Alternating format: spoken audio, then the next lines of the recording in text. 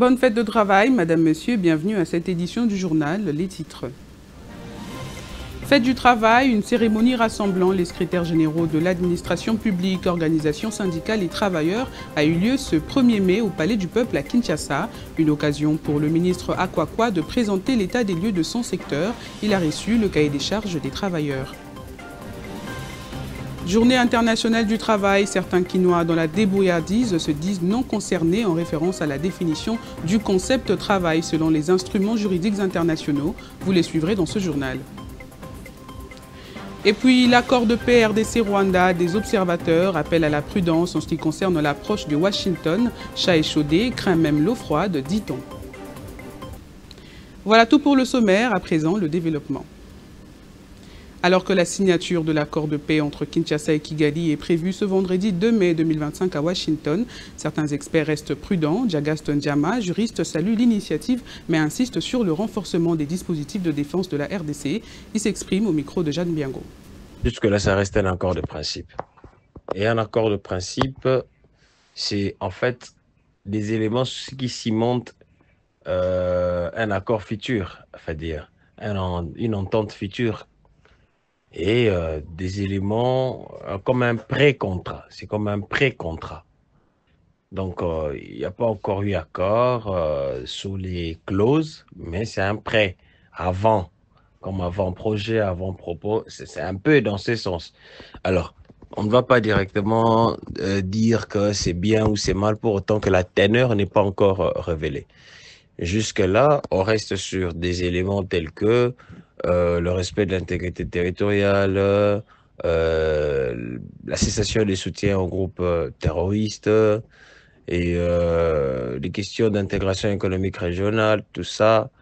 Et donc, on a posé, je crois, 6 points, 6 principes, voulais-je dire, sur cet éventuel accord qui pourrait arriver. Il faudrait faire observer la force et la puissance que nous avons. N'importe comment, dans la table des négociations, on peut bien maquiller avec des éléments de langage diplomatique, mais si vous n'avez pas de force dissuasive en termes d'opération militaire, vous êtes mal barré.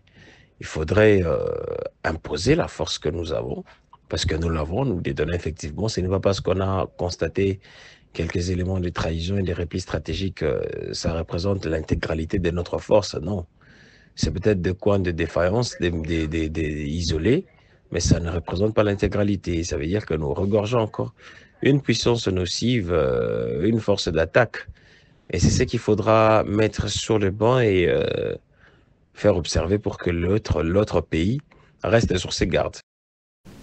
La première dame de la RDC, Denise Nyakeru Tshisekedi, a effectué une visite humanitaire au Burundi pour assister les réfugiés congolais cantonnés au camp de Mousséni. Accompagnée de son homologue du Burundi, Angeline Ndayishimiye, Denise Nyakeru était porteuse d'un message de réconfort à ses compatriotes de la part du président Félix Tshisekedi qui promet d'œuvrer pour leur retour dans les territoires respectifs. La situation des droits demeure plutôt alarmante dans ce camp où plusieurs femmes et filles sont exposées à des viols. Alain Magourou nous fait le point dans ce reportage.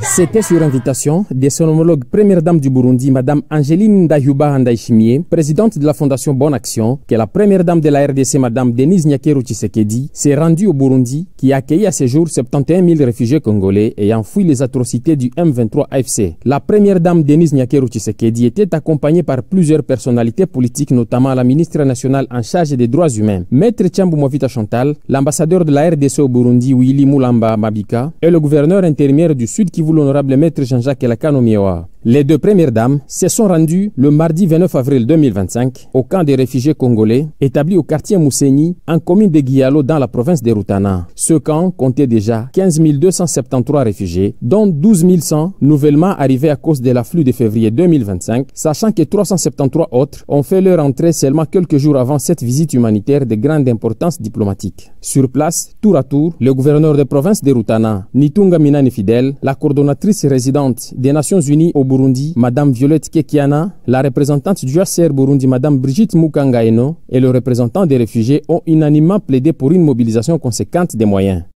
Excellence, Madame la Première Dame de la RDC, leur bonne visite aujourd'hui, le geste et l'appui que vous avez donné aujourd'hui nous a beaucoup touchés, nous, compatriotes de Burundi. Car malgré la bonne volonté du Burundi, les besoins sont énormes et il faut accompagner le Burundi dans la réponse humanitaire vis-à-vis de cet afflux des réfugiés qui arrivent en provenance du nord et du sud Kivu. Nous remercions particulièrement la première dame de la RDC pour visite, témoignant son affection envers nous, ses compatriotes, pour son assistance tant alimentaire et matérielle. La première dame Denise Nyakeru Tshisekedi était aussi porteuse d'un message d'espoir de la part du garant de la nation congolaise, Félix Antoine Tshisekedi Tshilombo, qui œuvre sans relâche pour la restauration d'une paix durable devant permettre à chacun de regagner le plus rapidement possible son milieu naturel de vie. Je voudrais remercier premièrement la première dame, ma sœur Angéline. À travers elle, je remercie aussi le président Évariste Ndayishimiye pour vous avoir accueilli dans ce lieu. Elle a loué les efforts de son homologue Angéline Ndayishimiye qui, sans entendre un quelconque appel, a manifesté sa générosité maternelle envers ses réfugiés, et ce avant de remercier spécialement son époux, le président de la République du Burundi, le général Évariste Ndayishimiye, pour l'hospitalité témoignée aux compatriotes congolais. Les deux premières dames ont procédé à la remise symbolique de vivres et non-vivres à quelques réfugiés qui, à l'occasion, ont démontré des performances artistiques. La première ministre Judith Suminwa a reçu à Kinshasa le représentant spécial de l'Union européenne pour la région des Grands Lacs, Johan Borstam, en présence de la ministre des Affaires étrangères, Thérèse Kayikwamba. Les discussions ont porté sur la situation humanitaire et les initiatives de paix en cours dans l'est de la RDC et dans la région.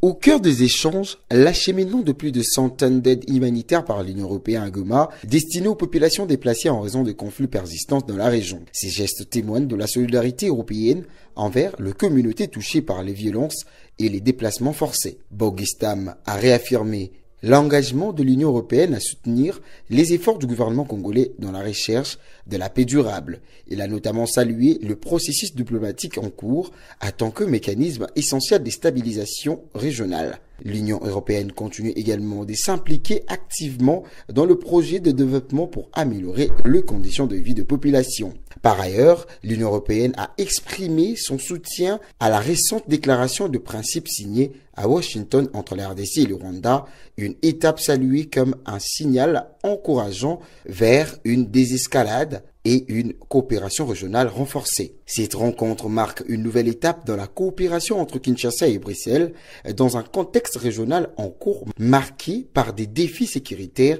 mais aussi porteurs d'espoir grâce aux avancées diplomatiques et aux efforts humanitaires conjoints. Fête du travail, oui, une cérémonie officielle a été organisée cet après-midi au Palais du Peuple. Travailleurs, secrétaires généraux et organisations syndicales réunis autour du ministre de l'Emploi et du Travail, Ephraim Akwakwa, qui a présenté l'état des lieux de son secteur avec un accent sur le SMIC et le contexte sécuritaire. Ceci avant de recevoir le cahier des charges des mains des syndicalistes. Suivez un extrait de son adresse que nous propose Ebenezer Bouanga. La République démocratique du Congo, déterminée de rétablir la paix et la justice sociale en milieu professionnel, s'engage de faire face aux défis nationaux, régionaux et internationaux afin d'accélérer la promotion du travail décent reconnu comme objectif mondial. À cet effet, j'ai saisi cette opportunité pour rendre un vibrant hommage à son Excellence, M. Félix Antoine Tshisekedi Tshilombo, président de la République, chef de l'État, le premier des travailleurs congolais qui considère l'emploi l'un des piliers prioritaires de son deuxième quinquennat.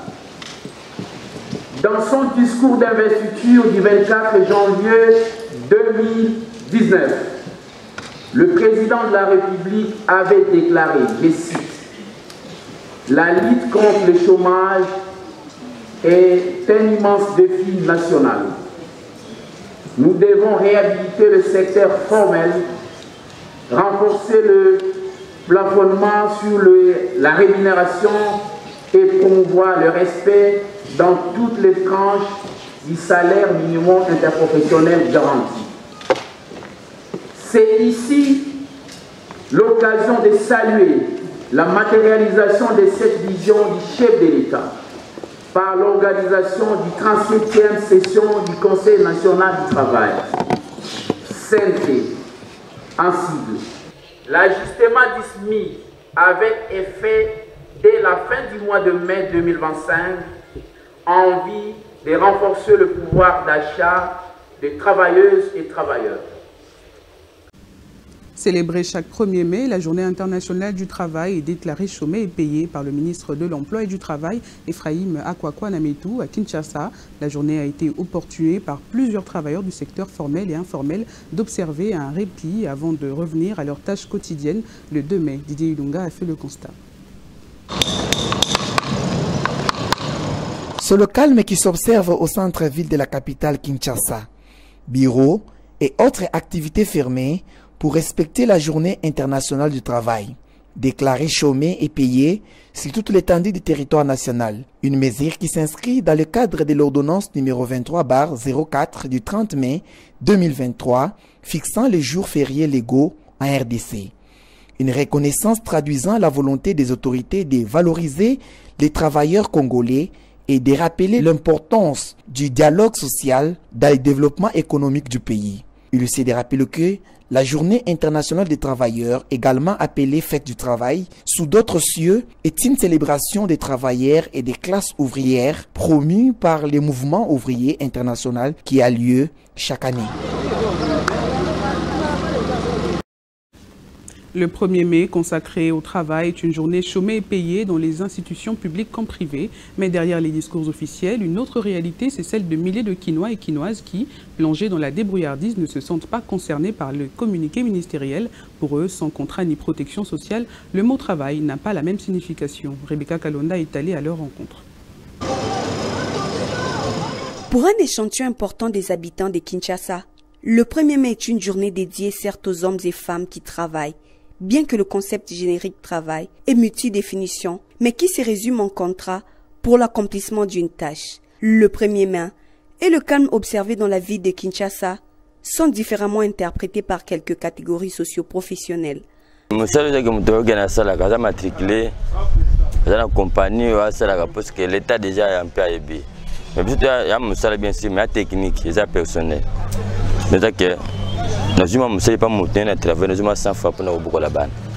Le travail, c'est tout ce qui procure un revenu pour certains. C'est le fait d'être détenteur d'un contrat de service ou faire de grands business. Pour parce que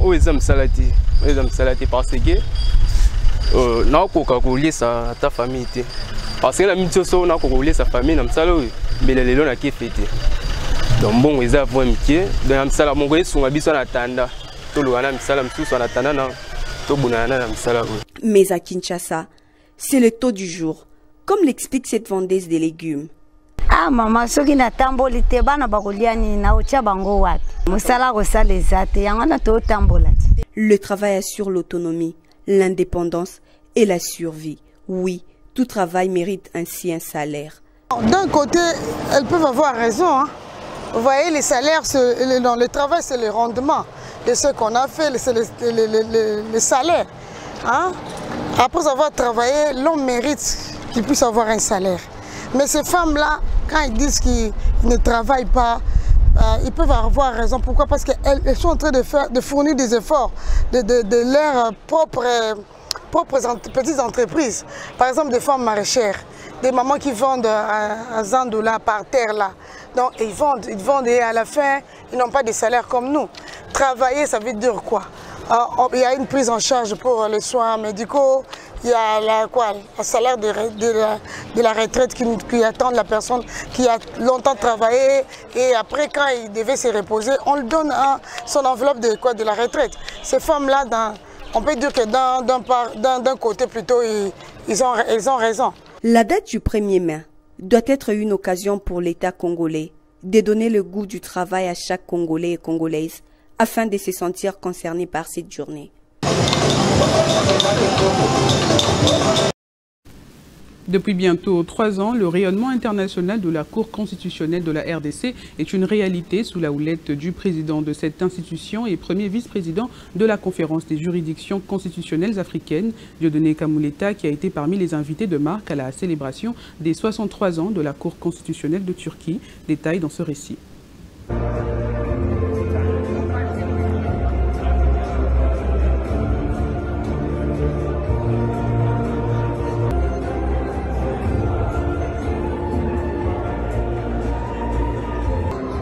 Sous le haut patronage du président de la République de la Turquie, Recep Tayyip Erdogan, la Cour constitutionnelle turque a célébré ses 63 ans d'existence le 25 et le 26 avril 2025 à Istanbul. À cette occasion, un symposium international de haut niveau a réuni plus de 200 délégués venus du monde entier autour du thème « La justice constitutionnelle au XXIe siècle, à l'ère numérique ». Invité par son homologue turc, Kadir Özkaya, le président de la Cour constitutionnelle de la République démocratique du Congo, Dieudonné Kamuleta, a pris une part active aux travaux et célébrations. Une participation qui s'inscrit dans sa vision de renforcer la coopération internationale de la Cour constitutionnelle de la RDC. Les assises ont vu la participation de plusieurs autres personnalités du pouvoir judiciaire international, notamment le président de la Cour constitutionnelle du Royaume de Thaïlande, la présidente de la Cour constitutionnelle d'Albanie, la présidente de la Cour européenne des droits de l'homme, la présidente de la Cour africaine des droits de l'homme et des peuples, les présidents de la Cour constitutionnelle suprême d'Égypte. Les échanges ont mis en lumière le rôle crucial des cours constitutionnelles dans le contrôle de la constitutionnalité à l'ère du numérique, en particulier face aux défis posés par l'intelligence artificielle. Il a été souligné l'importance de garantir les droits fondamentaux et la vie privée dans un monde en pleine transformation technologique. À l'issue de travaux, Kadir Özkaya a salué la contribution de la délégation congolaise et a exprimé la volonté de conclure un mémorandum d'entente et de coopération avec la Cour constitutionnelle de la RDC. Merci pour cette invitation à la célébration de votre 63e anniversaire. Dans l'affaire Bukang Alonso, le président de l'Assemblée nationale, Vital Kamerhe, poursuit son offensive contre la Cour constitutionnelle pour défendre le député Matata Ponyo, une posture qui suscite interrogation tant elle frôle l'acharnement. Jusqu'où ira-t-il? Suivez. Encore et toujours, l'attaquant Vital Kamerhe pour sauver l'ancien Premier ministre Matata Ponyo, poursuivi par le procureur général, ministère public, devant la Cour constitutionnelle. Des analystes s'interrogent déjà sur les résultats attendus par ses défenseurs improvisés. Abandon de poursuite contre son collègue dès lors que l'État victime réclame d'être rétabli dans ses droits. Les fonds sont bel et bien sortis du trésor public pour le parc agro-industriel de Bukang Alonso dans le Congo depuis 2013 sans que l'État n'obtienne satisfaction. Les prétendus respects de la procédure prise pour arme par Kamerhe ne s'expliquent que lorsqu'il s'agit des Matata protégés par des immunités, bien que celles-ci ont été levées depuis, excellent les spécialistes du droit. L'affaire étant en cours d'instruction, l'Assemblée nationale n'est plus autorisée d'intervenir. Décidément, pour Vital Kamerhe, les poursuites judiciaires contre Matata Ponyo ne peuvent être bloquées que par la voie de bruit en rapport avec les immunités, l'État congolais et les dirigeants. C'est déplorable. Malgré la mobilisation de la presse contre l'épée suspendue sur la tête de Matata, la Haute Cour a fixé rendez-vous au parti pour son verdict, tant attendu le 14 mai prochain. Exploit retentissant des ailes du Congo qui ont battu le TP Mazembe 3-1 au Stade des Martyrs, porté par un doublé de Kelvin Bileko. L'équipe quinoise a surpris les Badiangwena pour leur coach Papin Poy. Chaque match est une occasion de grappiller des points. Suivez sa réaction recueillie par Trésor Corneille Tambi. Non, on a dit aux joueurs qu'il ne fallait pas penser que c'était le TP Mazembe, qu'il fallait continuer à jouer notre jeu. Nous, on a dit les 3 points sont importants. On l'a encore rappelé hier. 3 points sont importants avec n'importe quelle équipe. Nous, on recherche les 3 points. On ne recherche pas de gagner contre Mazembe ou contre une équipe. Nous, c'est les 3 points qu'on veut. Donc, on n'aurait pas gagné ici, on aurait gagné la semaine prochaine. Pour moi, ça me dérangerait. Les 3 points, ces 3 points qu'on le prenne ici ou qu'on le prenne à Lubumbashi, c'est la même chose. Non, les aigles ne volent pas plus haut. Les aigles prennent match par match, comme on n'arrête pas de les ressasser. C'est vous nous mettez là où nous, on ne pense pas. Nous, on pense à jouer chaque match. Et après chaque match, on tire le bilan. Et vous qui dites vaciller, et nous, on n'est pas vacillés. Et nous, on savait. On était plutôt énervés par rapport à ce qu'on avait demandé aux joueurs. On avait demandé aux joueurs de vite chercher la profondeur. Eux, ils n'arrêtaient pas de continuer à construire. C'est vrai que nous, on construit de temps en temps, mais par moment, il y a des équipes qui amènent un bloc, ils sont bien en place, on va pas insister. Puisqu'on a de la vitesse, on utilise la vitesse. Et si vous regardez, on n'a pas vacillé, on a marqué par rapport à ce qu'on avait demandé. Aller chercher la profondeur, 3 buts sur profondeur. Ça aurait pu être 4 ou 5, mais bon, voilà.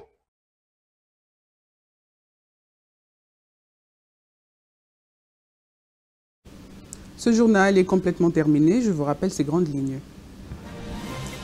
Fête du travail, une cérémonie rassemblant les secrétaires généraux de l'administration publique, organisations syndicales et travailleurs a eu lieu ce 1er mai au Palais du Peuple à Kinshasa.